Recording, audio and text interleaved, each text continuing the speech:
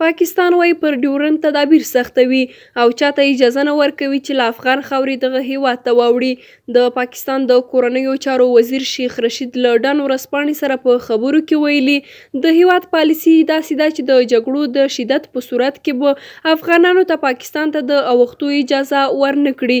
د په وینا امنیتي تدابیر ډیریږي او هیڅ چاته به د تګ راتګ اجازه نه ورکول کیږي.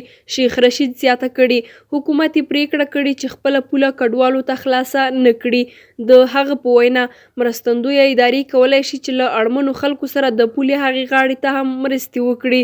د شیخ رشید په خبره که حالات خراب شي نو له پولې سره نږدې به د هغوی سره د مرستو لپاره چمتووالی ونیسي، خو وايي تر سخت کنټرول او څارنې لاندې به یې وساتي چې مهاجرین د پاکستان ښاري سیمو ته ورنشي.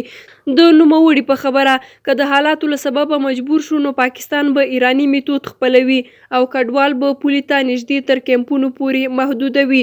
شیخ رشید داسې مهال دا څرګندونې کوي چې پاکستان په دې وروستیو کې په افغانستان کې د روانې جګړې ملاتړی بلل کیږي او افغان حکومت په دې باور دی چې دغه هیواد په لوی لاس په افغانستان کې د جګړې دوام غواړي.